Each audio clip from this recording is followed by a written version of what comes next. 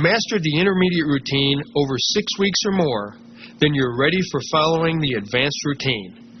This 4-exercise routine offers 4 amazing ab slicers. First, the V-up, 4 sets of 12 to 15 reps.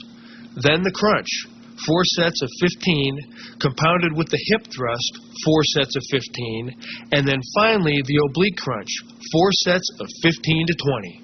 Ready? Great.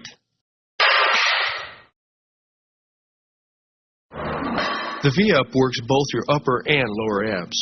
Efficiency here depends on slow, controlled, straight back motions. Take your start position, lying on the floor, legs straight, and arms close to your sides.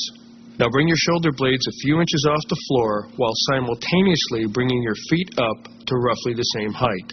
Inhale and hold your breath, then contracting your abs, crunch up slowly with your upper abs, reaching to touch your toes, while raising your legs high at the same time. Exhale and hold this position for about 2 to 3 seconds, then slowly lower your upper torso and your legs at the same pace. If holding your legs straight is too difficult at first, here's an alternative. As you raise your upper body into a crunch, pull your knees into your chest like this. Just keep it slow, steady, and deliberate with focus on technique every inch of the way. Later, you can straighten your legs as you become stronger. We return now to the basic crunch that we performed in the starting up workout at the beginning of this program. But here we'll compound it with the hip thrust exercise. First, let's review the crunch. Start by lying on the floor. Bend your knees so that your feet are flat and put your hands behind your head. Now, keeping your eyes focused on the ceiling, inhale slightly more than usual and hold that breath as you raise your head and shoulders as high as possible off the floor. Holding your breath gives you greater force and relieves tension on your spine by creating intra-abdominal pressure. As you rise, round your upper back and slowly shift your focus downward toward the horizon. Hold this up position for a second or so. Exhale and slowly lower your body until your head and shoulder blades contact the floor. Relax, pause for a second or two, and repeat. Now we're going to employ a variation of the Weider peak contraction principle to compound this exercise with the hip thrust. The hip thrust is a way for you to isolate your abs, using them to raise the entire lower half of your body off the ground. Start by lying on the floor with your arms at your sides, palms down. Now lift your legs perpendicular to the floor.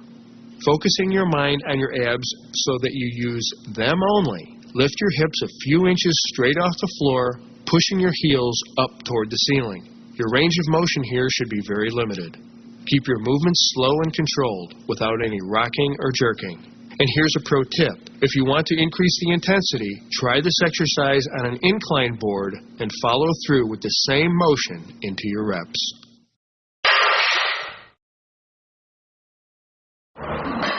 The obliques control the rotation and flexion of your torso and are key for overall ab symmetry and strength. You're going to start by lying on your back with your shoulders flat on the floor. Then rotate your hips to one side so that they're almost perpendicular to your shoulders. Bend your knees and place your arms gently behind your head or cross them over your chest.